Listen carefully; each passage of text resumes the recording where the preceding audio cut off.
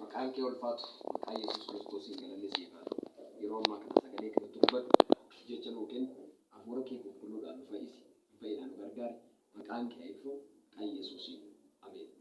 Sagalee Waaqayyoo keessaa Maatiyuus boqonnaa 5:13 in ilaalla. Sagalee kana nu dhaabbannee ani utuun sagalee kana hin dubbatin maqaan koo Raajii Duulaa Fufaan jedhama. Magaalaa Naqamtee ganda Duwwaa Torbarraa waldaa jaalala Waaqayyoo labsitu keessaan tajaajila. Har'a garuu yeroo Waaqayyoo waan ta'eef sagalee Waaqayyoo kana waliin dubbachuudhaaf yookaan waliif hiruudhaaf maaddii hafuura qulqulluu kana waliif hiruudhaaf yeroo nu ga'eera. Maqaan Waaqayyoo kana eebbifame haa ta'u malee sagalee kana nan dubbisa. Yesuusitti dhufee isin soogiddaa lafaati. Soogiddi garuu mi'aa yoo of keessaa dhabe maaliin deebi'ee mi'eeffamaree gadi baafamee gatamee namni irra ejjetee balleessa malee homaa tokkoofuu waa'ee hin baasu. Isin ifa biyya lafaati. Mandara tulluu gubbaatti ijaarame dhokachuu hin danda'u. Humti nu ibsaa qabsiisee guuboo jala hin kaa'u.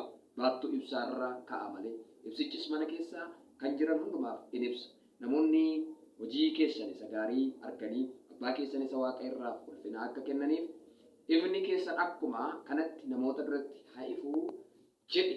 Sagaleen kun sagalee kana kan dubbate guutummaa guutuutti Gooftaa Yesuus Kiristoosidha. Gooftaa Yesuus Kiristoos namoota biyya lafaa kanarratti dhiphachaa rakkachaa gidirfamaa kallattii garaagaraadhaan haalli isaan jeequ baay'ee harge lafa kanarraa tu deddeebi'ee hojii Waaqayyoo itti kenne hojii abbaa isaatii utuu hojjechaa jiru sagalee kana sagalee jajjabinaa namoota kanatti dubbata. Mata dureen koo ati gatii qabda mata duree jedhu waliin ilaalla. Ati gatii qabda garuu namni baay'een gatii qaba. Gatii akka hin qabnetti gaafa jiraatu gati dhabeessa ta'a. Gati qabeessa utuma ta'ee jiru gati dhabeessa ta'a. Namni Waaqayyo lafa kanarratti uume namni kamiyyuu gatii qaba. Namni gatii hin qabne hin jiru. Gatiin isaa iyyuu immoo gatii guddaadha. Gatii ulfaataadha. Gatii amma malee baay'atudha gatiin isarra jiru. Gatii utuu qabu akka nama gatii hin qabne yoo ta'e garuu ulfina utuu qabu akka nama ulfina hin qabne yoo ta'e garuu kabaja utuu qabu akka nama kabaja hin qabne yoo ta'e garuu sagaleen Waaqayyoo asirraa Gooftaa Yesuus Kiristoos kan inni afaan isaatiin dubbatu gadi baafamee gatamaa jedha. Gadi baafamanii gatamuu jechuun maal jechuudha?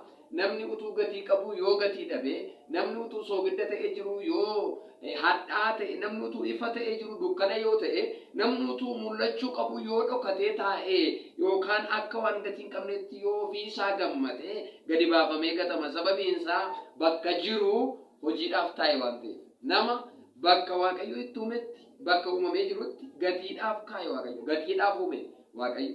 Kanaaf arraba keenya, jireenya keenya, adeemsa keenya, hojii keenya Waaqayyo madaalee gati qabeessa nu godhe. Utuu gatii qabaannee jirru gatii yoo dhabne garuu bu'aan keenya xiqqoodha yookaan ciraadhaan nu baduu dandeenya. Ciraadhaan nu balleeffamuu dandeenya. Waaqayyo biyya lafaa kanarratti biiftuu nu godheera. Waaqayyo biyya lafaa kanarra furmaataaf nu kaa'e. Kaayyoodhaaf nu kaa'e. Warra dukkana keessa jiraniif akka ibsinu, warra mi'oofne, warra hadhaa keessa jiranii akka mi'eessinu Waaqayyo soogidda godhee nu kaa'e. Warra haalli itti dukkanaa'e ifa akka taanu, warra jajjabina hin qabne akka jajjabeessinu, warra karaarra hin jirre karaatti akka deebisnuu fi Waaqayyo biyya lafaa kanarra nu kaa'e. Biraanchii Waaqayyo lafa kanarra nu kaa'ee ittiin hojii isaa akka hojjennuuf lafa kana nu dhaabe nuyidha tokkodha. Kanaaf biyya lafaa kanarratti akka namaa homaa hin baafneetti of ilaaluun qabu. Homaa baafna nuyi. Nama kamiifuu kiyyoo kamiin ukutuu dandeenya. Galaana kamiinuu hiruu dandeenya. Waan baay'ee hojjechuu dandeenya. Waaqayyo lafa kanarratti soogiddaadha hin mi'eessituudha. Waxiin utuu waxamaa jiru waan hundumaa yoo qabaate soogidda dhabee hin hadhaa mi'aa of keessaa hin qabu. Waan hundumaa qabaatee soogidda yoo keessa buusan garuu waan hadhaatu mi'aa. Kanaaf tokkoon keenya biyya lafaa kana samancaa kana mi'eessuu dandeenya. Balleessuus hin dandeenya.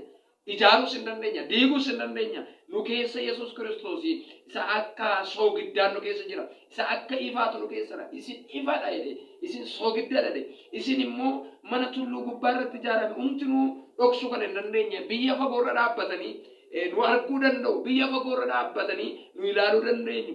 Nu yaaluus hin danda'u. Kanaaf isin ifadha. Ifni bakka taa'umsa isaa yookaan baattoo isaarra hin taa'u yoo ta'e guuboo jala kaa'ama. Hin dhokata. Dhokachuu hin qabu. Kanaaf nuyi ifadha. Nuyi soogiddaadha. Nuyi mana tulluu irratti ba'ee mul'ate dhaloonni hedduun ilaalee ittiin fayyuu danda'udha. Arraba keenyarraa wanti ba'u waa lama ta'uu hin qabu. Isa diigu akkuma ta'e isa ijaarus akkuma ta'e waan lafa kanarratti firoomuudhaaf yookaan lafa kanarratti miiltoomuudhaaf yeroo hin qabnu. Nuyi Waaqayyoon biyya lafaa kanarratti kan uumamne hojiidhaaf. Hojiin keenya bal'aa ijaaruudha, kan diigamu diiguudha, kan balleessu. Hojii kanarraan adda fafakkeessaadhaa fi hojii hin barbaachifne yoo hojjenna ta'e Waaqayyo nurraa hin barbaadu. Kanaaf har'a dhaloonni addunyaa kanarra jiran waliin makaa gaafa waliin makaa deemnu addunyaa kanarratti mo'icha fiduu hin dandeenyu. Kanaaf yeroo hundumaa boo'ichatu nutti baay'ata, lolatu nutti baay'ata, hari'atamuun nutti baay'ata, jibbamuun nutti baay'ata, hamma baay'annu xiqqaachuutu nutti baay'ata. Sagalee Waaqayyoo irraa gargar jirra waan ta'eef. Sagalee Waaqayyootti gaafa deebinu, sagalee Waaqayyoo wajjin waaddenyatti gaafa uumnu yookaan miiltoma gaafa uumnu, sagalee Waaqayyoo nu keessatti firoomaa deema. Sagalee Waaqayyootiin waan dhiibamee jiguu hin dandeenya, jigsuu dandeenya, waan hin buqqaane buqqisuu dandeenya, waan buqqa'uu hin dandeenye gaafa buqqisnu amantiin keenya amantii irratti dhalachaa deema. Ija amantii keenyaatu wal horaa deema. Addunyaa kana kanaan hooggansuu dandeenya yookaan addunyaa kana bituun nutti ulfaatu jechuudha. Kanaaf akaanu walii wajjin dhaabbannu. Nuyi akka soogidda taane, akka ifa taane, akka mana tulluu gubbaarratti ba'ee mul'achuu danda'u akka taane akka hin daganne. Kana yoo daganna ta'e garuu gadi baafannee akka gatamu sagalee Waaqayyoo nutti hima. Namni waan ta'uu qabu hin taane gadi baafamee akka inni gatamu sagalee Waaqayyoo nutti hima. Kanaaf misraachoo yeroon kana booda jiru yeroo keenyaati, yeroo ni baanee mul'annuudha, yeroo ni meessinuudha, yeroo ni wanta